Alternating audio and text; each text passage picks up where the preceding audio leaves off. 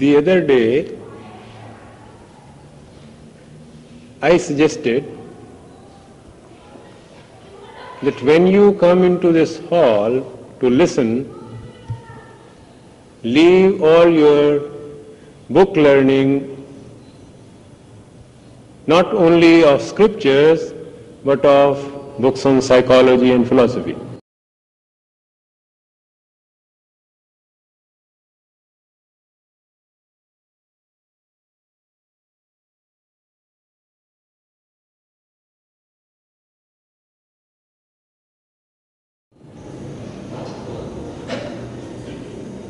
And I find that people find that difficult. But as you go deeper and deeper, the things become more and more difficult.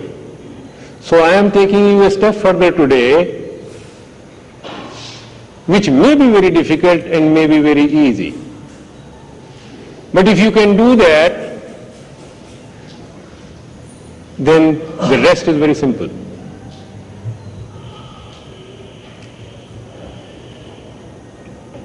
You know, in ancient times, whenever a seeker went to a wise man, every wise man said, leave your scriptures and books behind. And the student had no difficulty. He just left the books and scriptures behind, not physically, but psychologically. He said, I am open and empty, and please say what the truth is. Because the psyche was simple, the mind was very simple at that time. It had that simplicity and innocence in which any seed could be grown easily. That's why you read in the books on Vedanta, for example, that how do you get this enlightenment? Is suggested, you go to a guru, and a guru says, Tattvam Masi, thou art that, and that's enough. Just if a wise man says, the guru says, you are that, and that is enough. And when I read that book and I say, how could that be enough? Just listening to one sentence, how could that be enough? Because you can see nowadays, somebody may tell you 100 times the same thing, it is not enough. What has happened?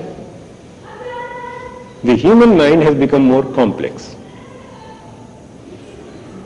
Due to the development of the intellect and the development of matter outside, life has become so complex that for a moment you can go to a guru and you could say, yes, I have got great faith in you, but that faith does not last even 5 minutes. I have my own experience. I have seen people who would come with great devotion and trust and faith, and they would even pronounce to the extent that we think, or I think, that you know everything and you can do everything. And the moment they go out, they talk to their other friends. Please, you know, I think this is something missing in what the doctor is saying in his life. But please don't tell him. And it is the same devotee, the same disciple who comes and says, you are all-knowing. And this disciple who says, I am all-knowing, forgets outside the room that if I am all-knowing, I will know also that he is telling something at my back. So this is the complexity of the psyche today.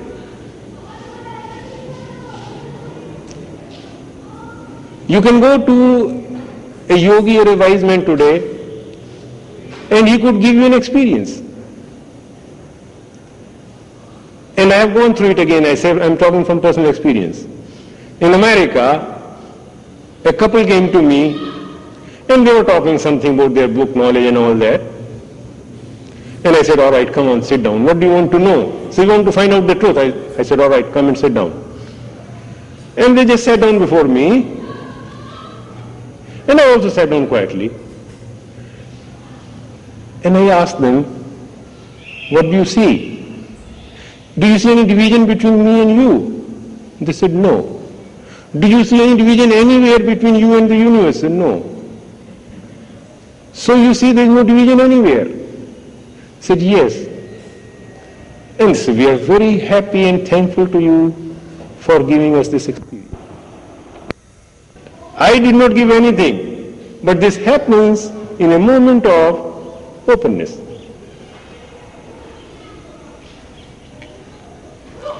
And I found it's very nice, sublime thing to have happened that we have shared an experience together. We have shared something together. When I went to America next year, then I came to know that that man was talking to my other friends and disciples that the doctor hypnotized him that day. So you see the complexity of the psyche today. The problem is not with the scripture, the problem is not with God or reality or anything. The problem is you are talking of faith and there is no faith. You are talking of devotion and there is no devotion. And therefore when the psyche is so complex, I am saying please forget everything. Then somebody says, you are asking us to forget everything. I said, I am not asking you to forget everything if you don't want to listen. But if you want to listen, it's a precondition that you have to forget it. It's a simple law, simple mathematics. It's not that I want anyone to do anything. And today, we go a step further. I said not only you have to put aside your scriptural knowledge and knowledge of psychology and philosophy outside, sitting in this hall, what do you think of me? What do you think of the speaker?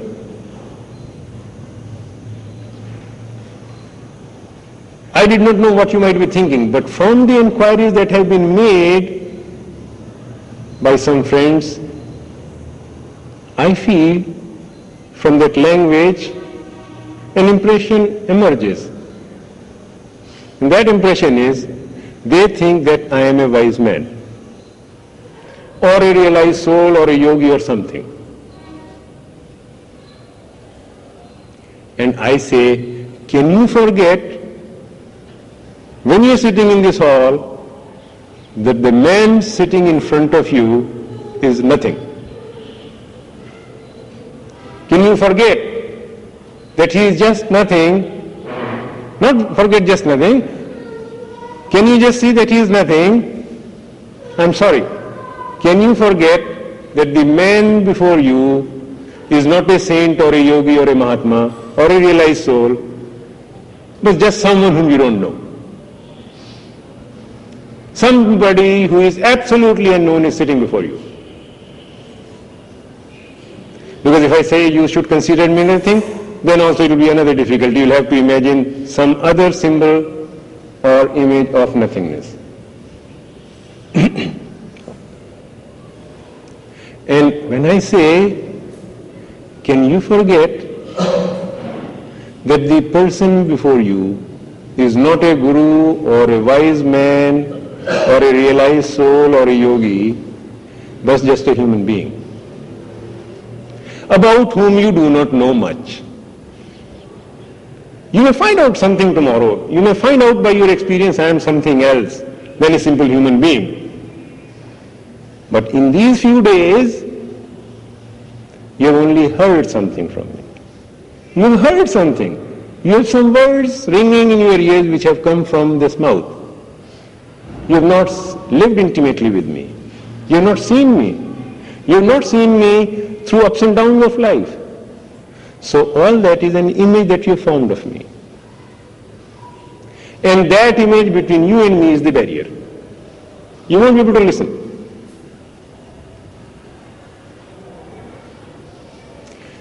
If you think that the speaker is a fool, can you listen to him? Can you listen to a fool? Whom you think is a fool, can you listen to him?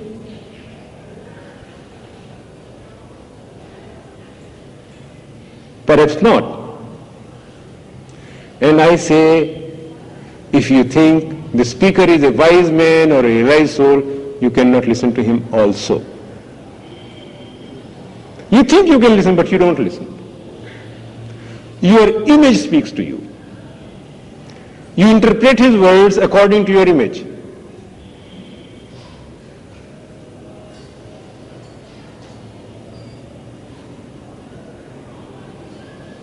So can you see the difficulty is of knowledge not only of scriptures, not of other books on psychology and philosophy, but the images that you are creating of the speaker, of the person whom you are seeing and listening to. And so long as this image is there is no communication. There is a barrier. You can ignore a fool and you can submit before power. Submission before power, submission before authority is not listening, not communication. It's submission. So in one case, when you think the speaker is a fool or an ignorant man, you shut him off, you dismiss him. But when you presume that the speaker is a wise man or enlightened man, you again dismiss him. You only derive some meanings from his words according to your conditioning and your choice. You just interpret the words and you don't listen.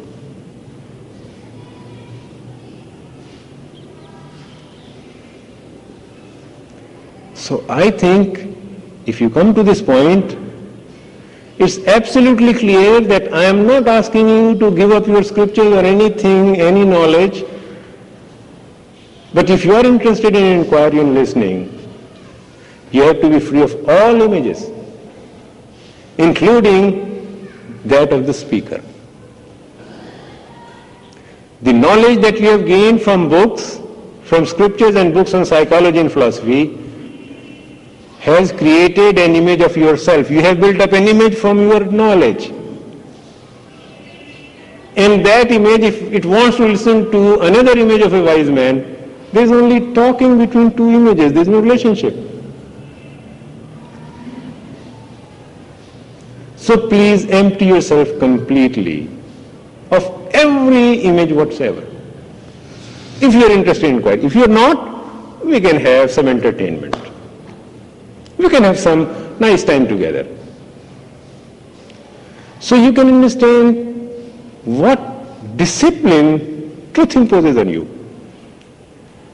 Truth will not come to you unless you are totally empty of all arrogance, pride, the images that you have built about yourself and the images that you have built of others.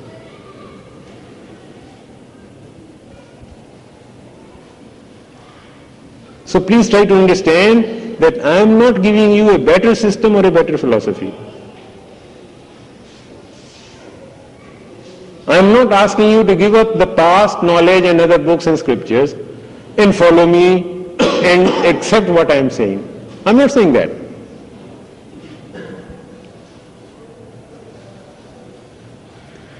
When I am destroying outside everything, I am destroying myself as well. Because in total destruction of every image, there is possibility of emptiness, of silence of mind, of a meditative mind.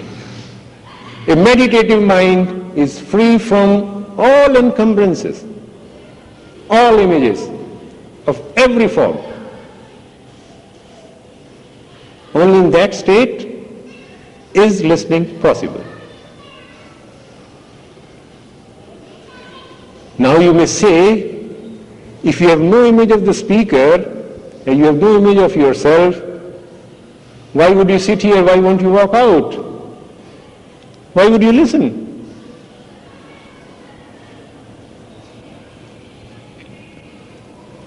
Only when you have set aside all images of yourself and all images of the speaker, is there a possibility of the speaker speaking your problem, your language, your words, your questions.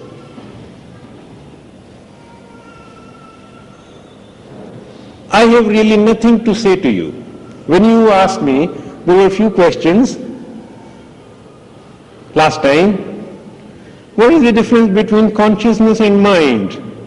What's the difference between soul, Atma and mind? And so on and so forth. There are so many questions. Who is going to answer it? Somebody who is a realized soul, somebody who has gone through the journey, he will reply to it. And I said, even if that reply is given, what will you do with that? I say there is God, there is Atma, there is super consciousness, there is this beautiful dimension of the other world, and I say yes, it is there. How does it help you? Do you reach there by just listening to it? By knowing about it? You only carry one image, one beautiful stimulating image inside you. Yes, fine, God is there. But if God is there, it's of no use to you. Question is God in your life? Is there truth in your life? Is it manifesting? Is it expressing itself? So please don't gather further information, further opinions, further knowledge. Don't acquire that. As I said the other day, when I talk to audiences like this, I find it difficult to speak.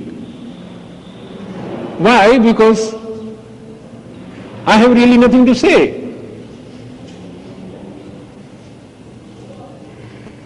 I don't see any division between matter and mind, personally. I don't see any division between the conscious and the unconscious. I don't see any division between mind and spirit. I don't see division anywhere. I only see the manifestation of one energy.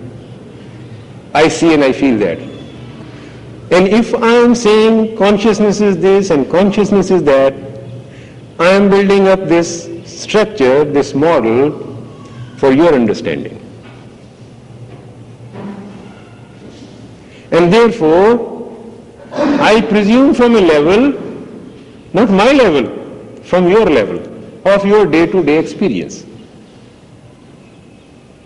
When I said, what is consciousness, and I started to build up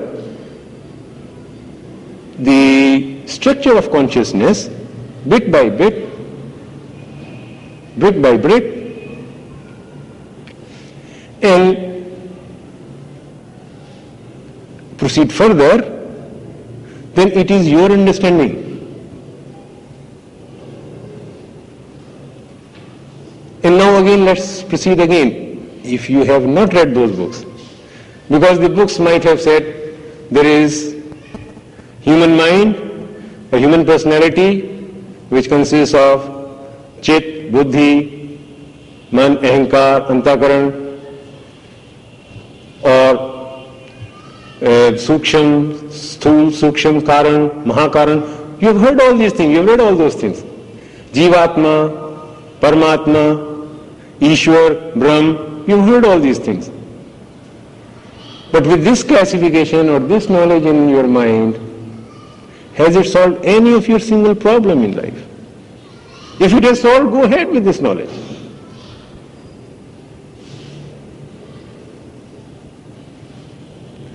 I have seen Vedanta Acharyas, this big Vedantis going into conferences, talking of Advaita, talking of non-duality, everything is Brahman. And when the organizers of the conference don't give them first class fare, only third class train fare, all the Brahman disappears into thin air. They start fighting, disgruntled, dissatisfied. So that is what this knowledge does.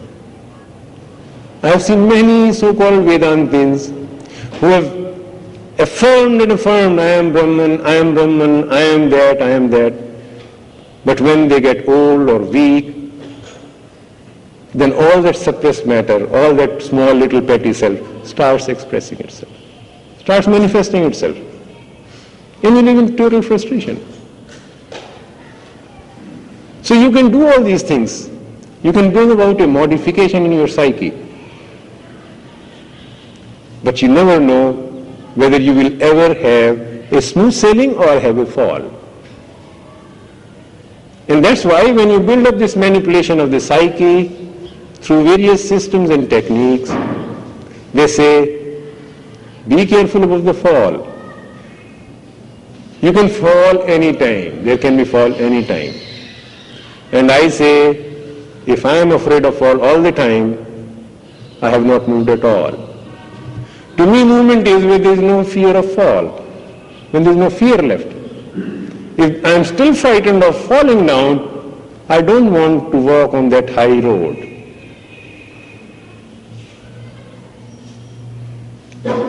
So if you can understand this simple thing, perhaps many of the questions can be answered.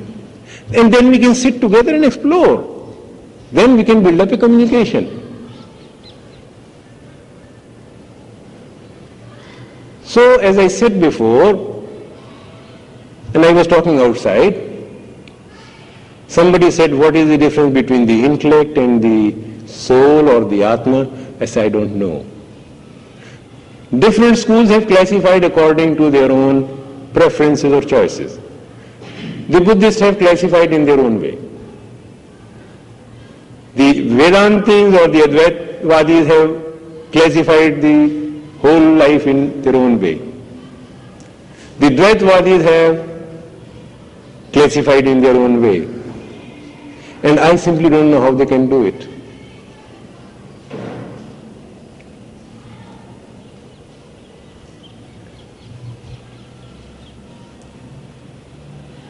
And please, I hope you won't mind if I just bring out some contradiction which appears to me to be there.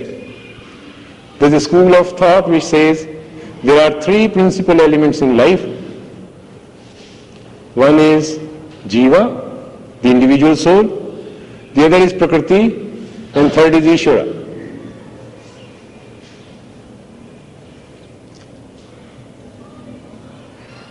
I am sure, according to this school, Ishvara is unlimited, is boundless.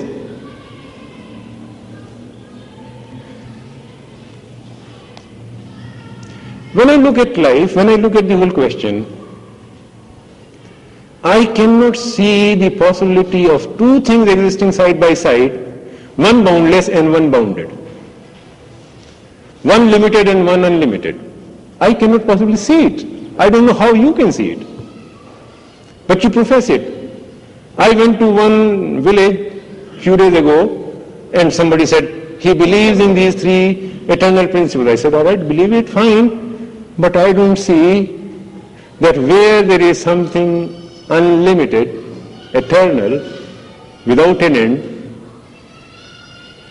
there is a possibility of something which is not eternal, which is limited. Limited must be in some corner, somewhere, where the unlimited is not going, is not there. So you are positing an unlimited outside the limited. And then what is this nature of Prakriti? Is it limited or unlimited? So you can split your intellect into very fine divisions. But I don't think it solves any of your fundamental problems of life.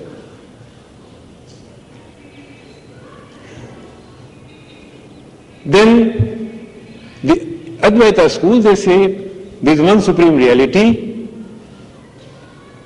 and the jiva is nothing but it is maya, it's an illusion.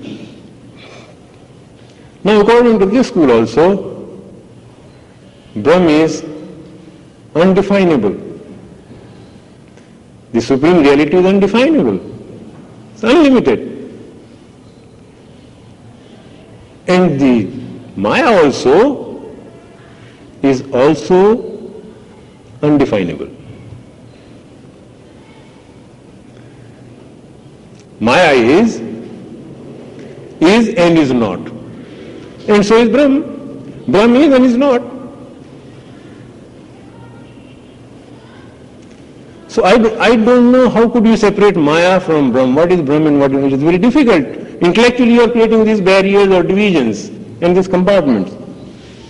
And you think you have solved any problem. I think you have solved no problem accepting in your own way of conditioning.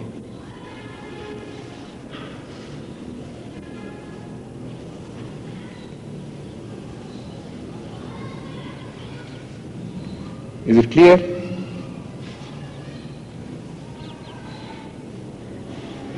So from where are you going to proceed? What are you going to accept? If you accept it according to your conditioning, that you are born in an Arya Samaji family or you are born in a Sanatani family or a Buddhist family, then you accept the view of your forefathers and parents. You never questioned it.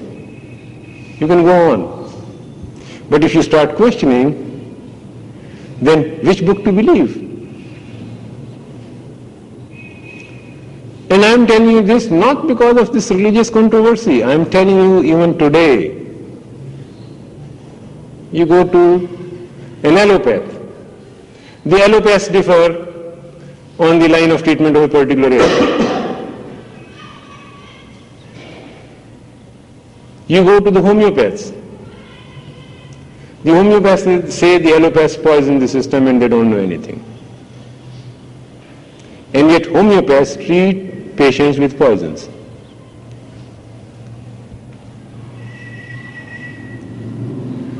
Poison may be attenuated, may be very rarefied, may be very small dose, but still poison. Poison is poison. You go to the Ayurveda acharyas and you ask them about any medicine. Sir, this medicine that you are giving, can it have any ill effects? He said, no. In Ayurveda there is no single medicine which can cause ill effect. The homeopath says there is no medicine in homeopathy which can cause ill effect. And I know for certain what cannot cause ill effect cannot do good also. What can be good must be harmful also under certain conditions. The opposites are always linked in this life of mind and matter. You go to the naturopaths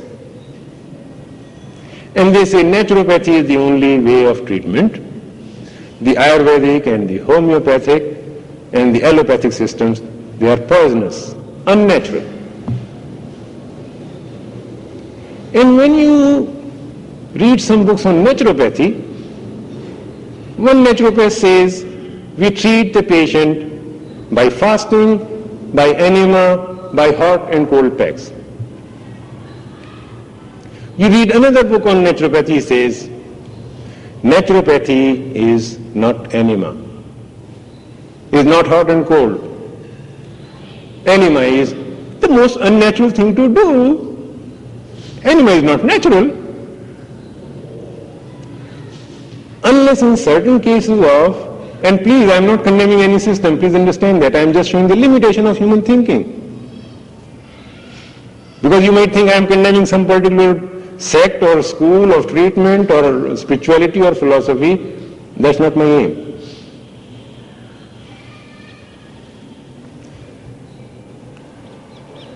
So one naturopath says enema every day till you are cured.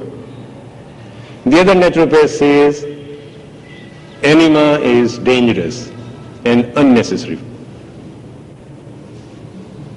Whom are you going to believe and trust? And what is your experience? You have no experience.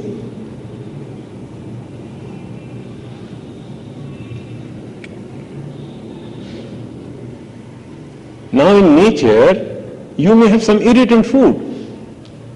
When you have an irritant food, nature purges you out. Nature purges out the toxic food, the poisonous food. You have diarrhea or dysentery. I can understand that diarrhea and dysentery is a natural action of nature to eliminate poisons and toxins. But when you are constipated, nature is not giving you diarrhea. Nature is training everything inside.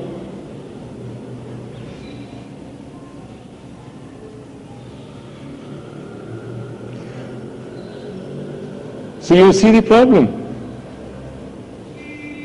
And now you don't know whether to take an enema or not to take an enema. Whether to go on a long fast or a short fast, or no fast at all.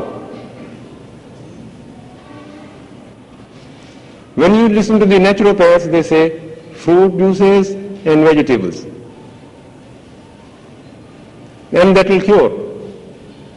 And you go to the Japanese system of treatment, the macrobiotic system of treatment, and they say very little fruit and very little vegetable.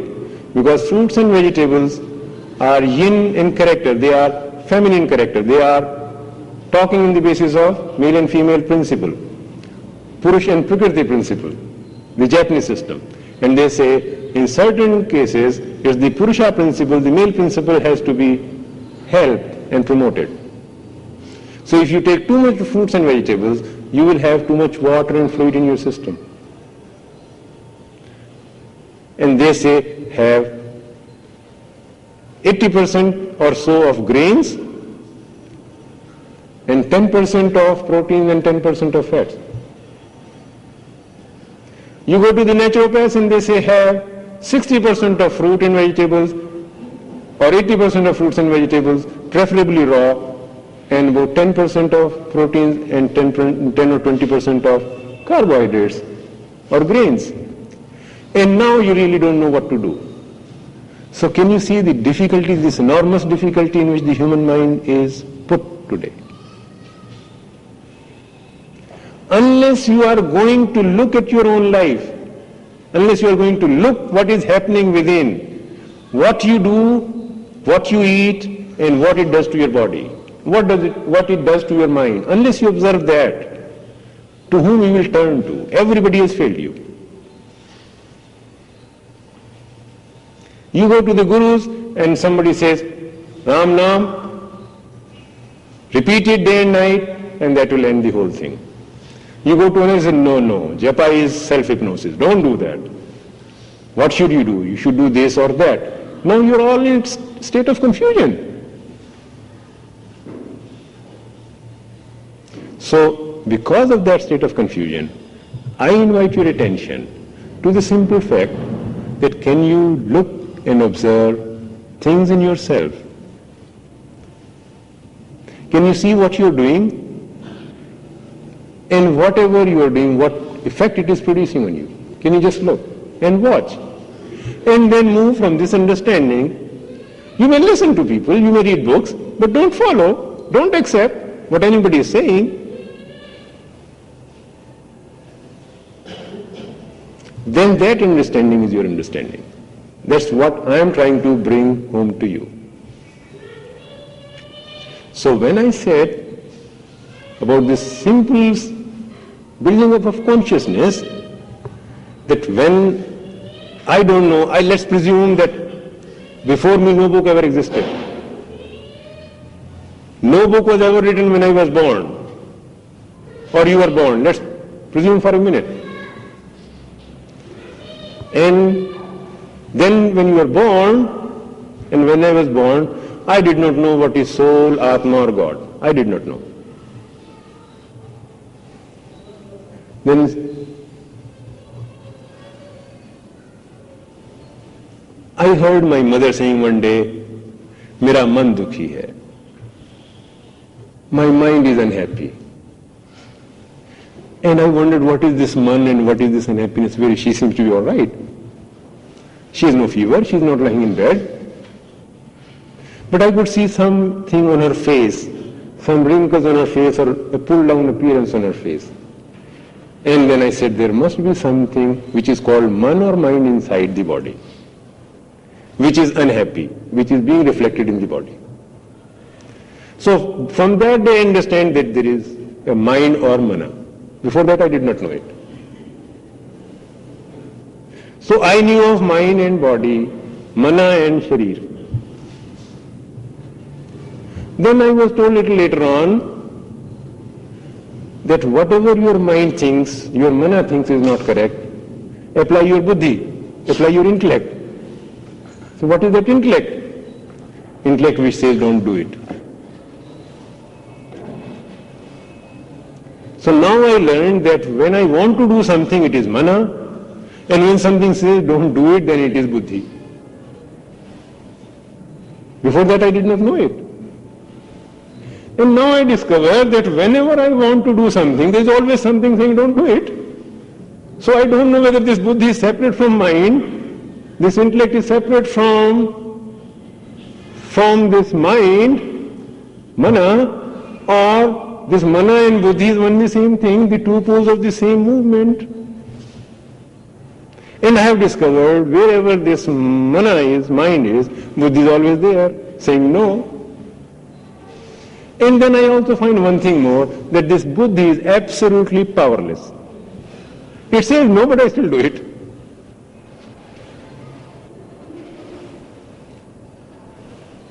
And then I am told that, look, and I was revealed very cogently, very clearly once by my son. He said, he was just about 12 or 13 at that time. He said, Daddy, I have one problem. I said, what's the problem? He said, Daddy, I know something which is not good, but my mind says do it. Is there any way to stop it from doing it? And I said, my son, my mind also does the same thing. What your mind does, my mind also does the same thing.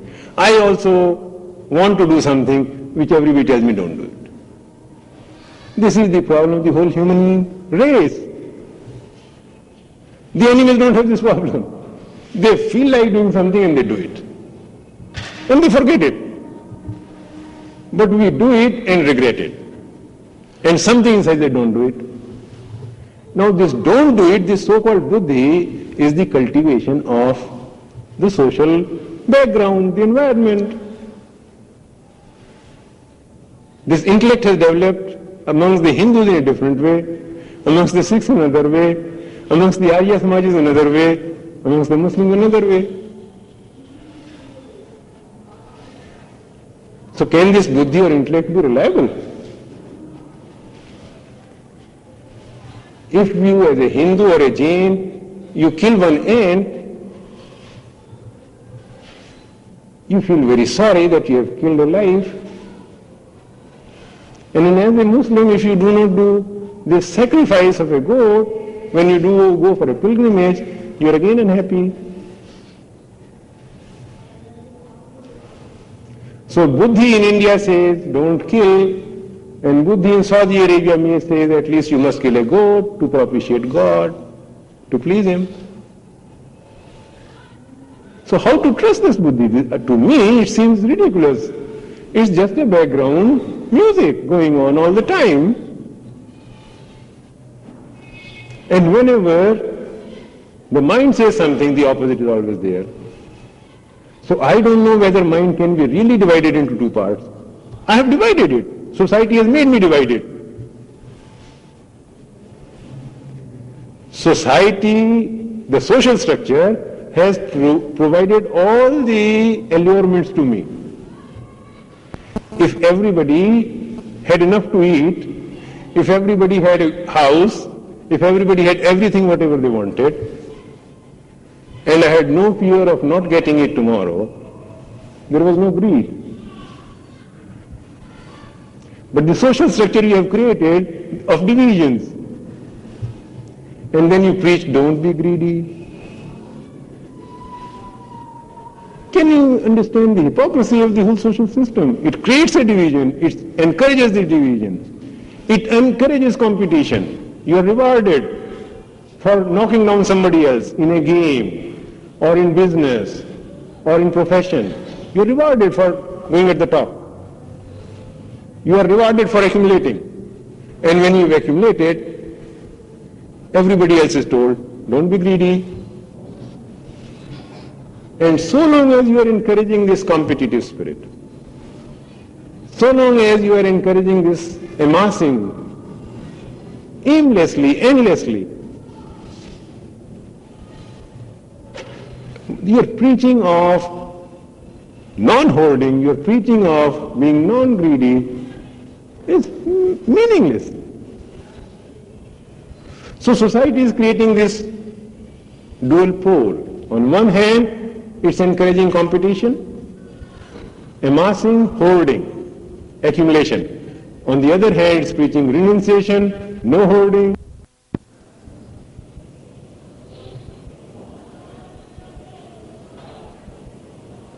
So life started very simply. But this whole social organism, this whole social structure conditioned me in such a way that I started having double standards and double values. I did not know it. But they said, you must not do it. And they know that you only tell someone not to do something which you think he will do.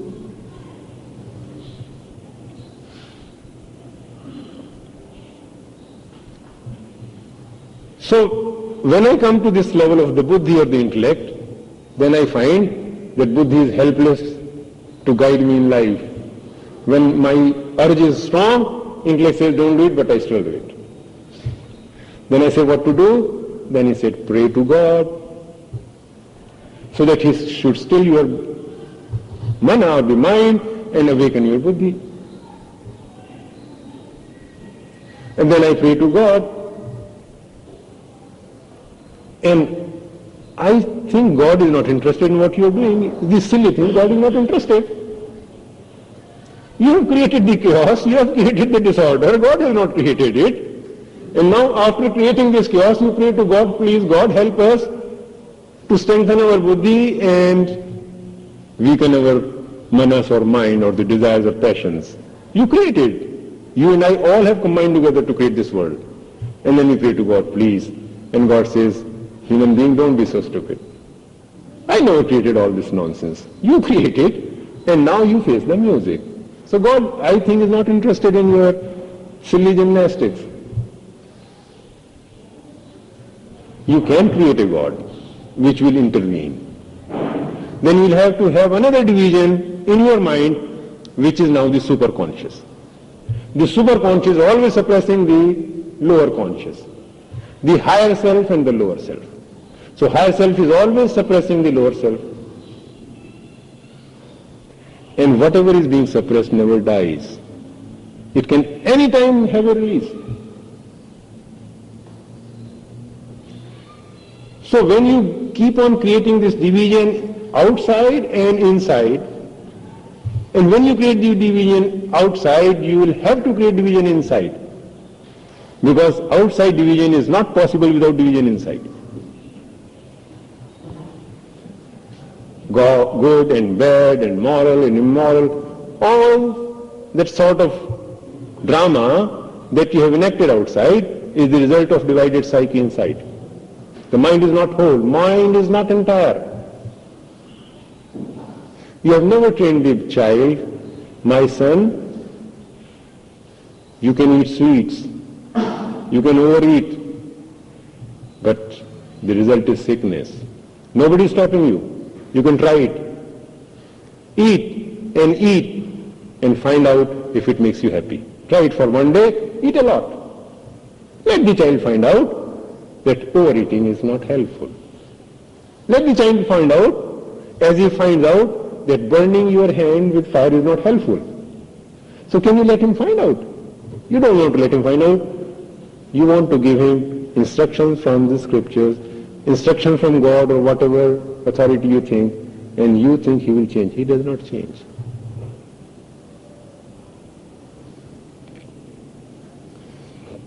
So seeing all this mess, seeing all this chaos all around, then we ask a question, and I ask a question, and can you ask a question? Is there any way out of this confusion?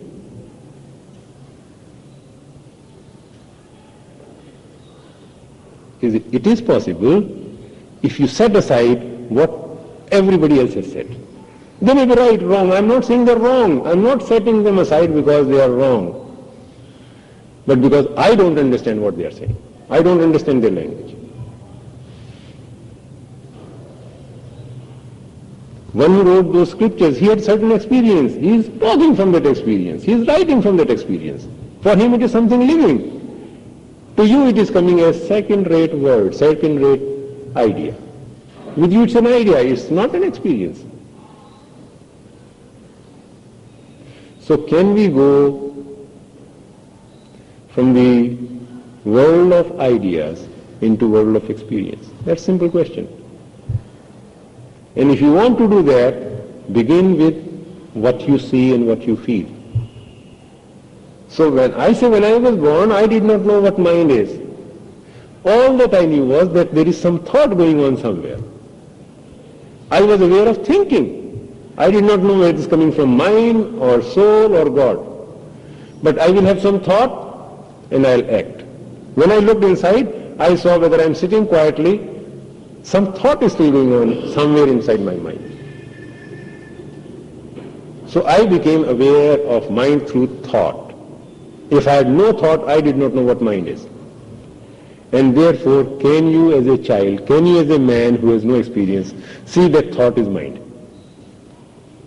There may be something more to it, I don't know. But let's discover, let's start from where you understand actually, not hypothetically, not intellectually, just actually what you see.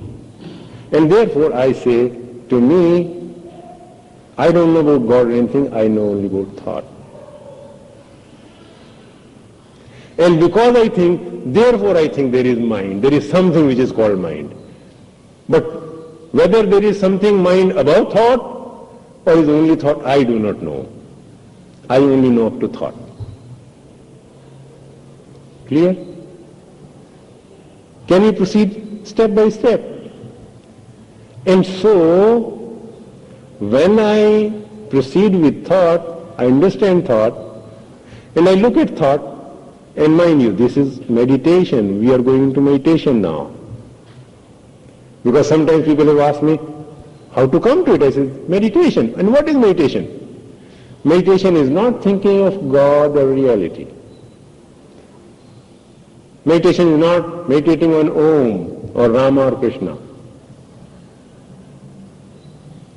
That is concentration. Meditation is looking at your mind, looking at your thoughts, looking at yourself.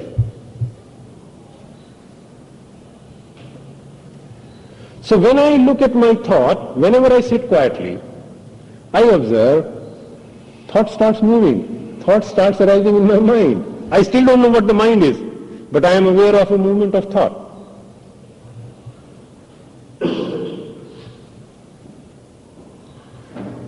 Now when I look deeper on thought, I find that this thought cannot think of anything new. It is always based on words which are coming from memory, and that memory is always related to my past experiences. If I do not know something, I cannot think about it.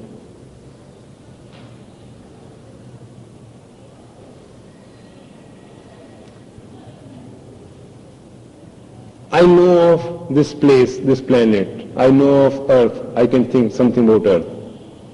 But if you say, can you think what is there beyond the stars and the moons?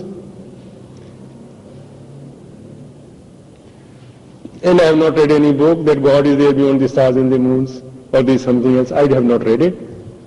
And I have not seen it. What do? You're quiet.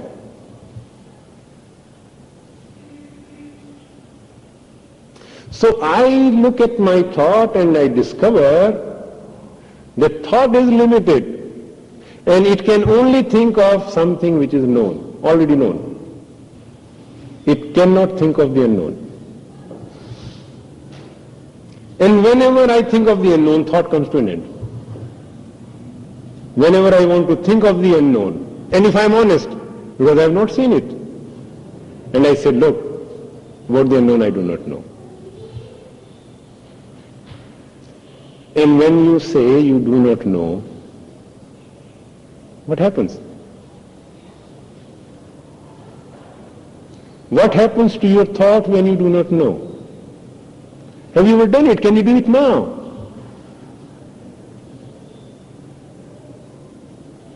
When I say I do not know, thought is still, thought is silent, it's no more moving.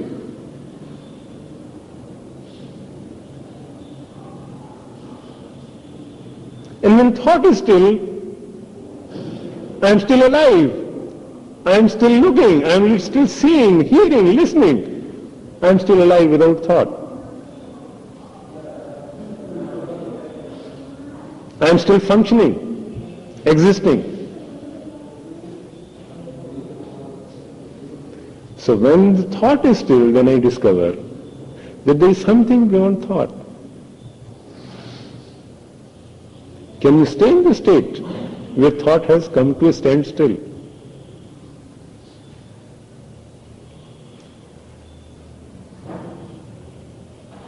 And if you stay in the state where there is ending of thought, the stillness of thought, not through some mantra, not through some technique, but by simple humility which comes out of acknowledging your limitation, that you don't know.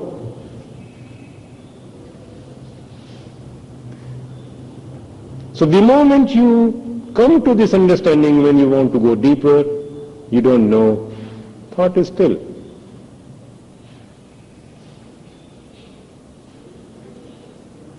And when thought is still, there is silence. Now can you explore what the silence is now? Thought has come to an end. Can you explore what is the silence? What is the limit of the silence? Words can't help you. You can only feel. You can only look, you can only feel, you can listen.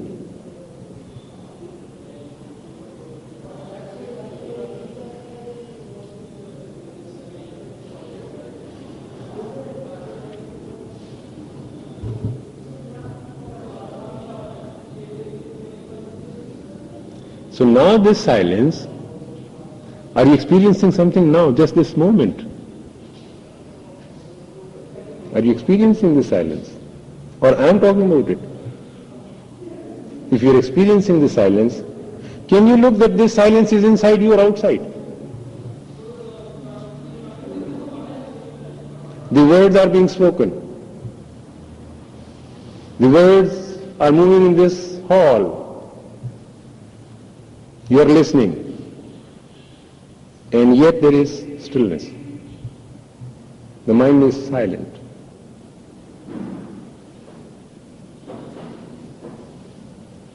When the mind is silent, all the images are gone. You don't know who is speaking and who is listening. There is no more you and me there.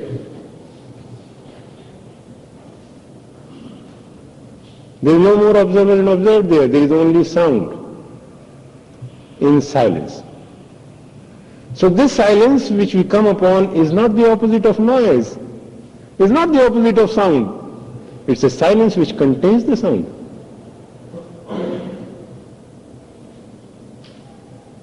A silence in which thought is just dancing, is floating.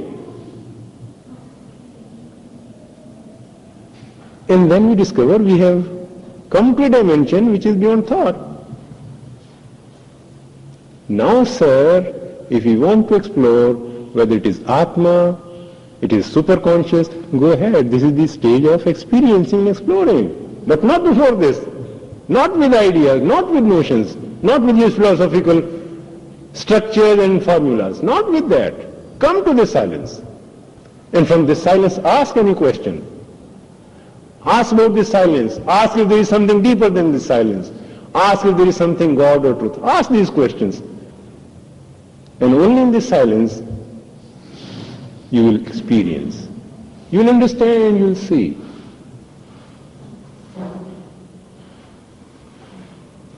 So I had a mind, and I had told some of my friends that I will discuss what mind is and what its limits are and what consciousness is. I had a plan to do that, but it seems it's not possible today. We could go at it some other time, but can you understand this very simple thing, that if you begin with thought, which is your first primary instrument which you honestly possess, nothing more, and you question thought, you look at thought, you question thought, the very questioning, the very looking at thought, sees the thought. Your very intensity to understand to look, stills the thought, silences the mind. And in that silence, there are no boundaries. It's not here in me, in you, in this hall. It seems to float outside the hall also. Can you come upon this silence? To come upon this silence is meditation. Meditation not through some technique or system, not through repetition, but by simple observation. That's the beginning. When you are honest intellectually, when you are honest and don't profess things which you don't know, which you have not experienced. You don't talk of things which you have only read or heard. Or if you talk of them, you say maybe, probably. Don't say definitely. Don't quote some authority and say definitely. Then you are destroying your intelligence. You are destroying the capacity to know and the possibility to know.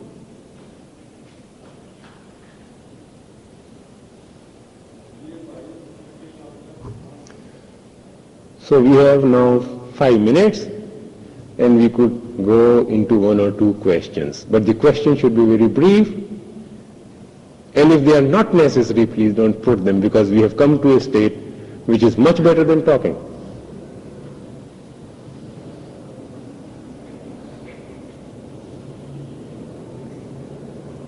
The talk, rather a series of talks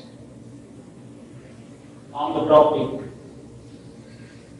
expression of transformed consciousness. One word is expression. Expressing to whom? Expressed by whom? One thing. Second, transformed. That definitely means change. Consciousness. There is a subconscious mind. There is a superconscious mind. There is conscious mind that must be understood. But the whole consciousness, if we say, includes the subconsciousness and superconsciousness, then that is the whole consciousness. And that means consciousness. From consciousness, you mean that as conclusion. Now, expression, now transform. How is this consciousness transformed into what consciousness, and how it is expressed? What is expression? Expression expressed by whom? Expressed to whom? I am treating the issue of the topic still.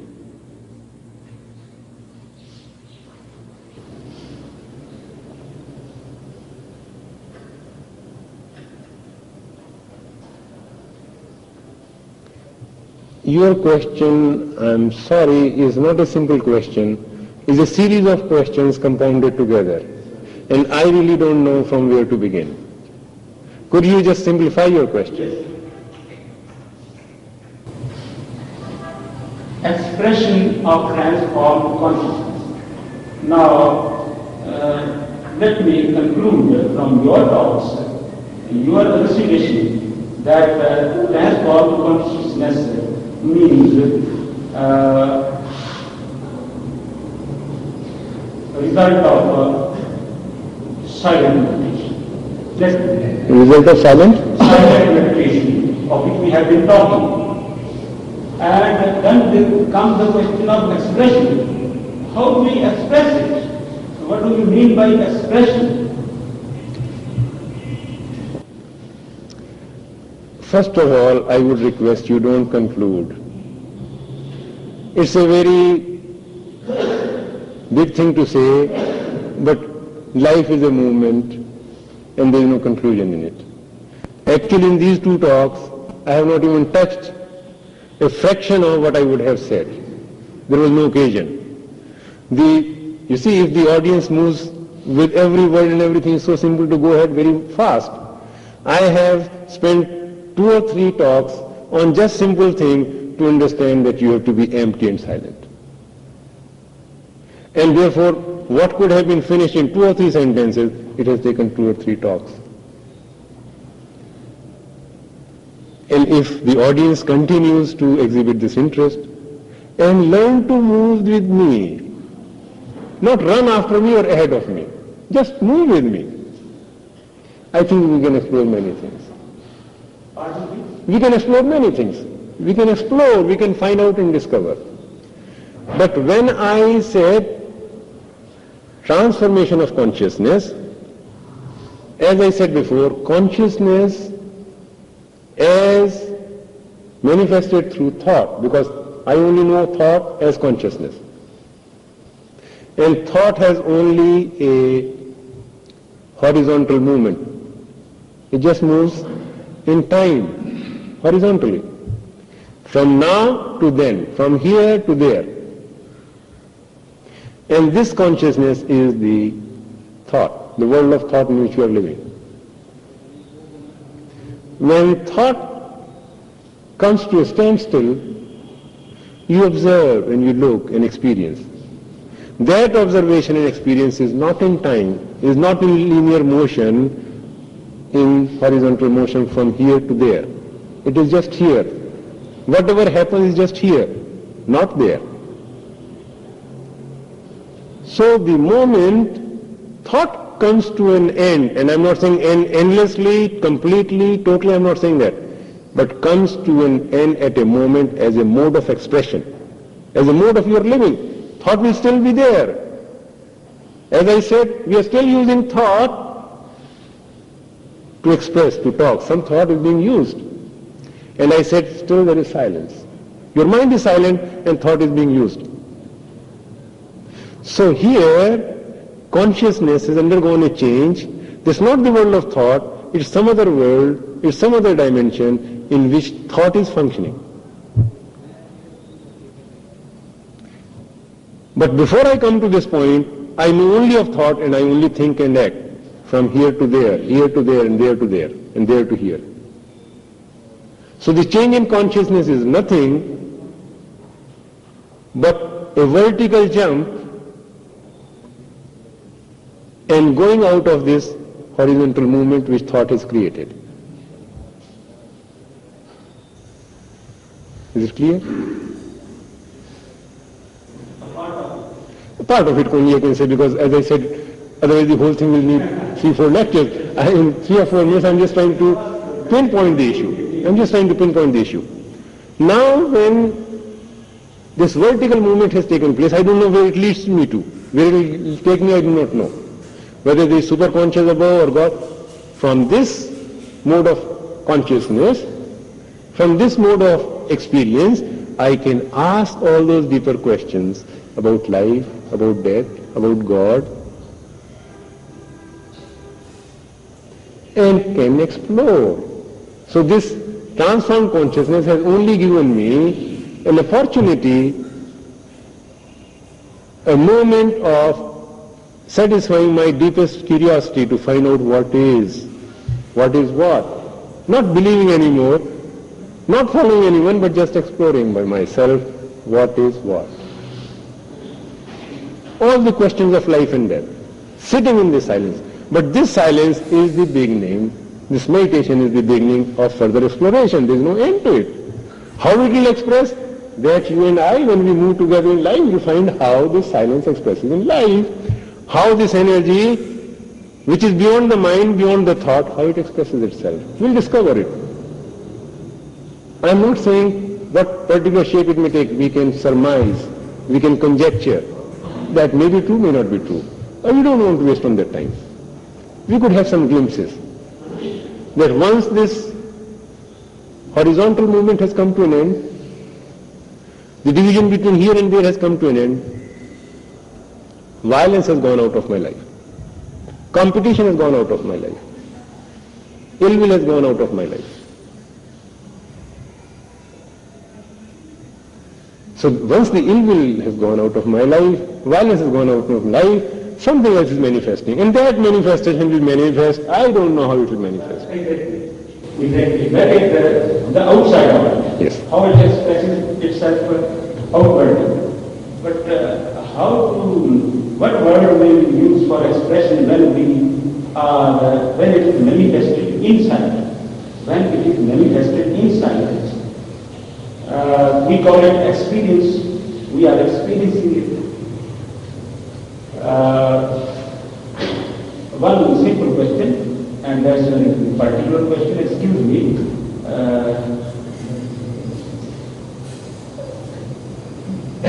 We have been feeling the experience to some extent, but my question is, do you mind just giving an inner glimpse of the state of transformed consciousness in your inner recesses of your own self? You have asked me to give the glimpses of what is happening in the innermost recesses of my being. And all I can say is, there is no division between the inner and the outer. Whatever is happening outside is happening inside. Because there is no such thing as here and there, this being separate from that being. There is no such thing. So the being is seen to be one being. Call it Atma, soul, I don't know what you want to call it. I don't want to use these names. Because I purposely refrain from using the word God. Purposely. Why? Because you have associated word God with authority. Some ruling somewhere outside who is going to punish you, who is going to regulate your life and affairs. The idea of God is a Lord Supreme sitting somewhere. Perhaps God is not there. God is the manifested being everywhere, who has nothing to do with punishment or reward or anything. It's just there. It's manifesting.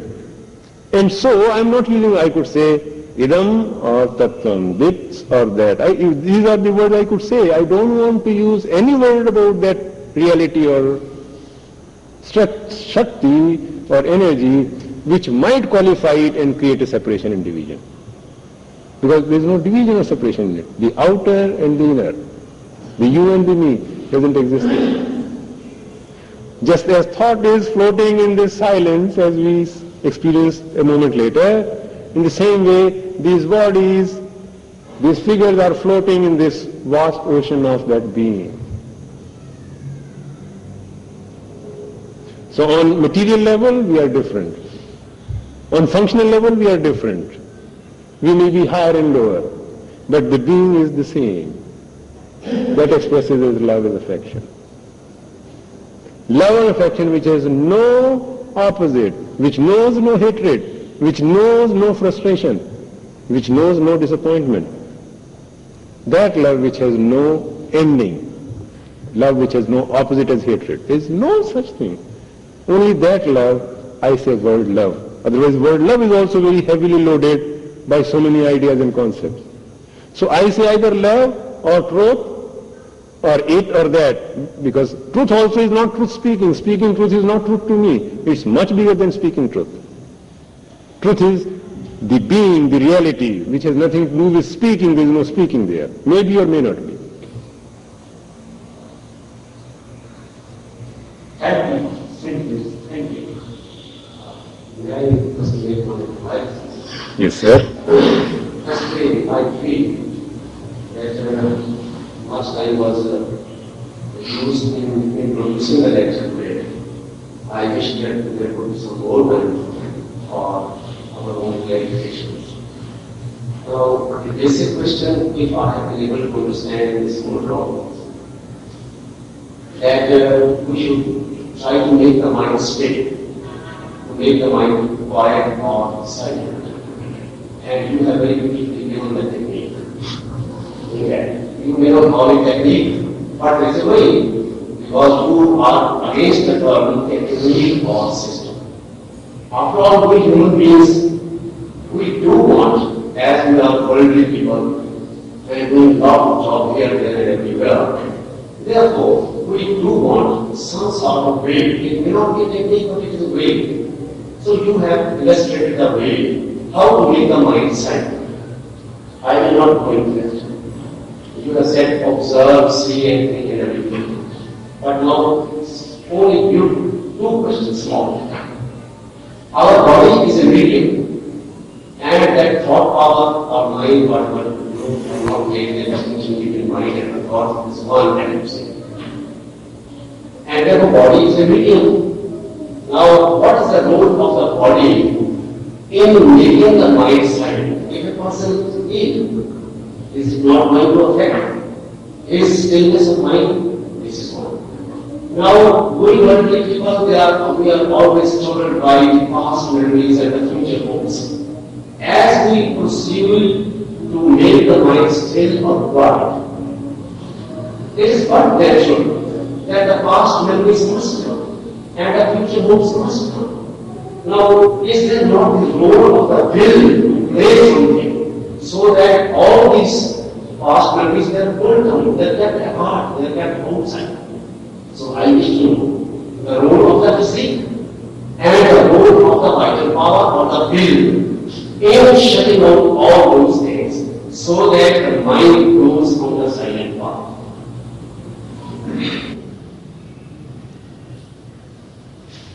I would refer to your first observation first, when you said about a word technique. You see, I am not allergic to word technique. I am not allergic to anything, whatever you want to say. But when I am using the words, I am using very cautiously for certain reasons, because words have an impact on the human mind. And you become the victim of your own words. I become the victim of my own words. I have seen it. If you will also see it, when you don't use words with care, you condition yourself with your own words. So I want to use words very cautiously, carefully, so that these words don't condition you further. If you understand, if you call it way seems to be all right. But when you say technique, it seems a manipulation of the mind to do some repetitive thing or mechanical thing. A technique always implies something mechanical.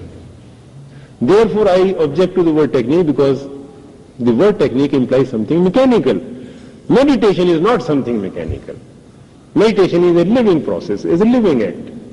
You can call it a process, but process also involves time. Therefore, I want to be very careful about the word process also. When you say way, perhaps that's a better term to use, because way is something which you see, you can move, you can act on that. So when I am using these words, I am using them very carefully for the simple reason that words can condition you further.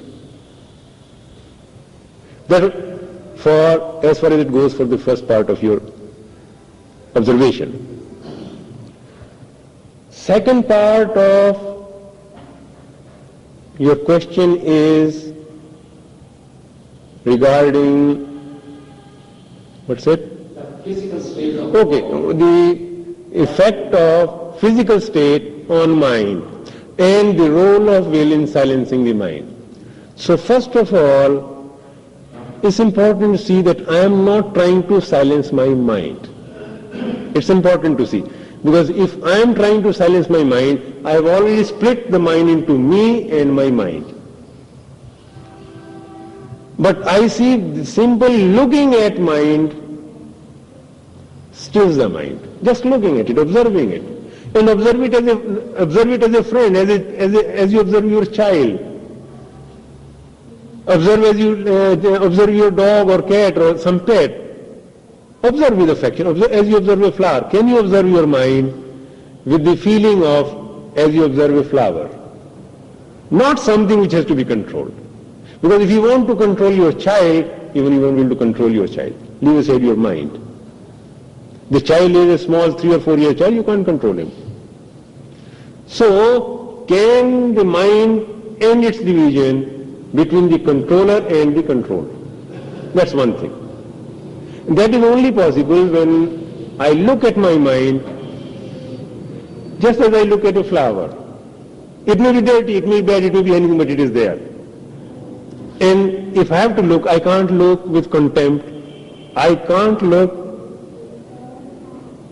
with condemnation. with disapproval. I have to simply look whatever is there.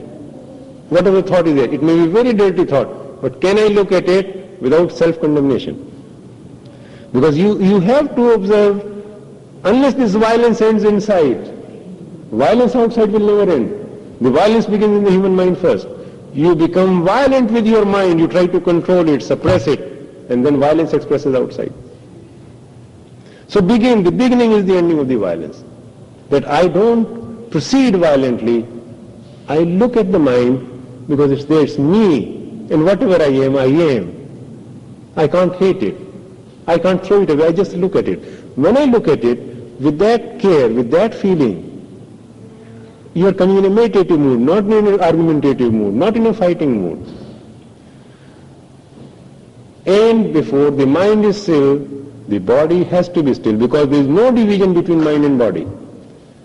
Next time when we come, I'll go in more detail what mind and body and its relationship is and what mind is. But this division is also artificial between mind and the body. Mind and body is one the same thing. If I should say, body is something concrete which you see limited by space. Mind is the extension of this being which is not limited by space. But you have limited the mind by time because you are caught in your memories. And you have created artificial barriers around yourself, calling this my mind by this is my house, this is not my house, this is my child, this is not. By this thought process, you have limited yourself by identification. Either with the Brahmins or with the Kshatriyas or with the Punjabis or something, some Hindu, something, you have identified yourself and limited the mind. But actually it's not limited. If you see that the limitation you are imposing, body is limited in time and space, mind is not. But you limit the mind through identification. You narrow it down. If you see the identification is false, identification falls away, mind has no space, no limit. But then, in that unlimited mind, you still are haunted by memories of the past. So you have limited the mind now with time, not with space. Space, there is endless space in the mind. But the memories are still operating from the past. If you can find out a way to end the memory of the past, end the past, mind has gone beyond time and space, and it is that. It is that. You have not gone anywhere, but it is that. You have not moved, you have not made any effort, but just by looking, simply looking, what is happening? What am I doing? Why am I limiting my mind? Why am I saying, no, this is my country, and this is my home, and this is my brotherhood and brotherhood? Why am I doing it? Why not outside? Why not everyone, everywhere?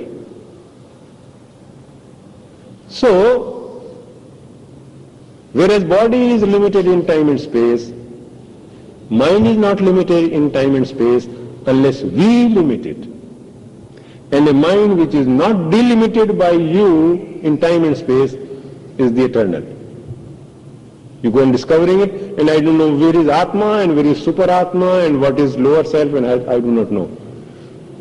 Thought is creating the upper Atma and the lower Atma, higher self and the lower self. Thought is creating it. You and I are creating it. It's not there. If you look at that, that's the ending of this division. It's such a simple thing, but we have invented so many techniques, so many systems, so many philosophies to do it, and need endless time, thousands and thousands of years and births and rebirths and reincarnation, God knows what we have invented. And then we become victims of our own inventions. So, before you could meditate, your body must be healthy and still. So before you meditate, learn to sit quietly. Learn to sit quietly, and I can say in India very easily, in the West perhaps it may not apply. Fold your legs. Sit on a squatting posture. Or either a lotus, not squatting, sitting on either cross-legged, Padmasana, Siddhasana or Sukhasana, whatever asana. But sit on that asana if possible. If you have some trouble something, you can sit on a chair or lie in bed. But if you can do it, preferably sit cross-legged. Why? Because when you sit cross-legged, the blood circulation to the lower limbs is reduced. Blood circulation to the lower limbs is reduced. You are not walking, you are going to exercise your head now. Most of your blood must go to your head.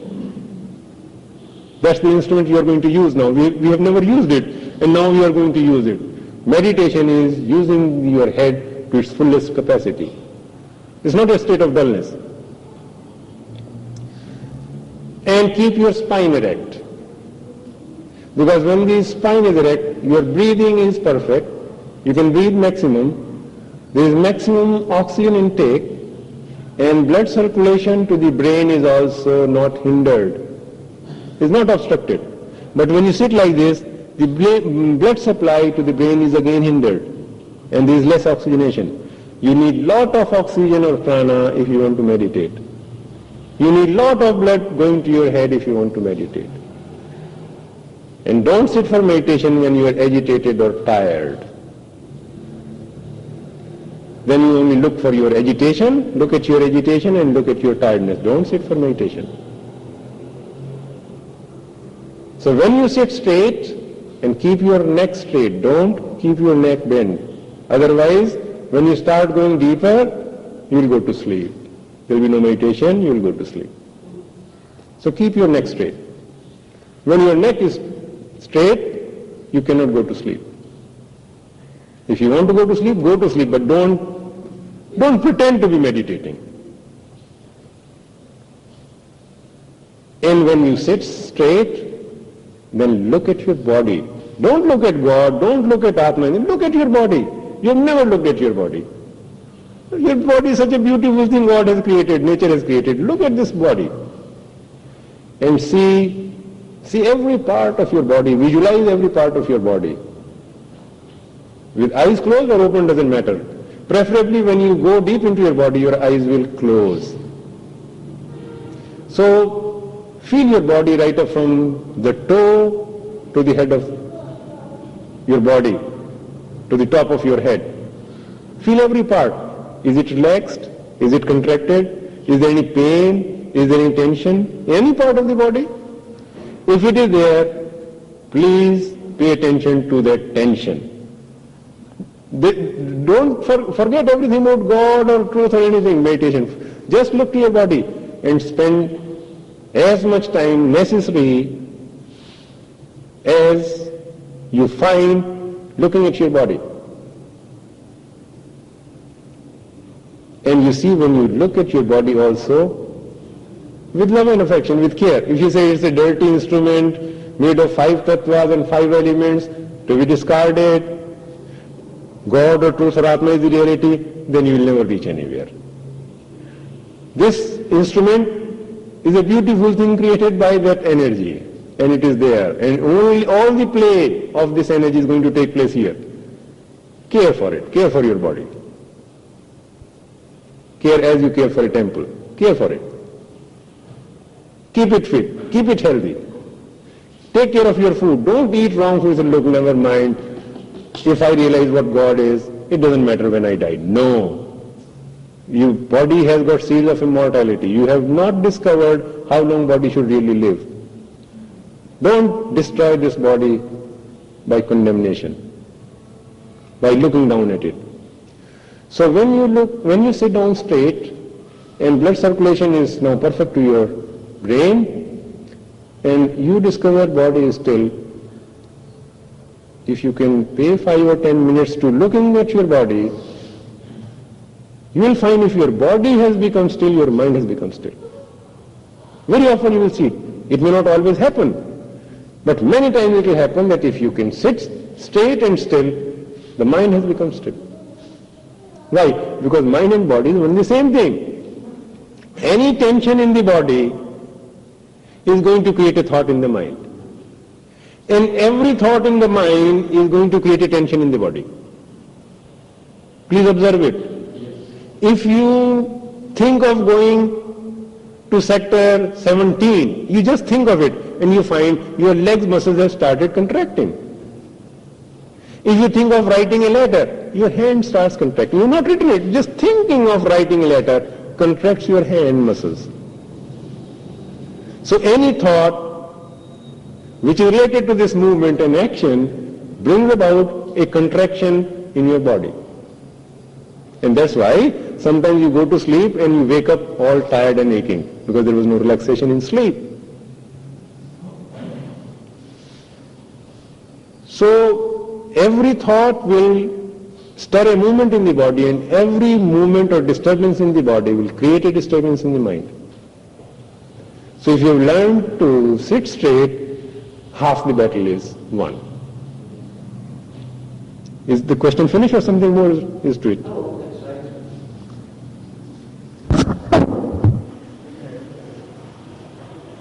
If you still have some questions, tomorrow evening between 5:30 and 7 we would be here and we could discuss it individually. Part of the question, I don't want to detain the audience for such a long time. No, it's all right. No, the audience can go if they want to. Audience is always welcome to leave whenever they want. It is not exhausted, but the second part of the question still remains. What's it? The memories are going to disturb us. Now, how to make those memories safe? Now, can I command my, exercise my willpower? Yes, yes. All right. That is very important. Okay. Now the question is, can I exercise my will to shut up this chatter which is going on in my mind? And the question arises, from where does this will come? Is it something above the mind or part of the mind? It's within the body. Body or mind. So if it is part of the mind, when I exercise will to still my mind, I have created a division in my mind. The controller and the controlled. And then this suppression and control is going to mutilate your psyche, is going to mutilate your mind, is going to distort it. One part is controller, the other is controlled. And there is only one you, there is no other person. There is only one you, not two. And you split yourself into two.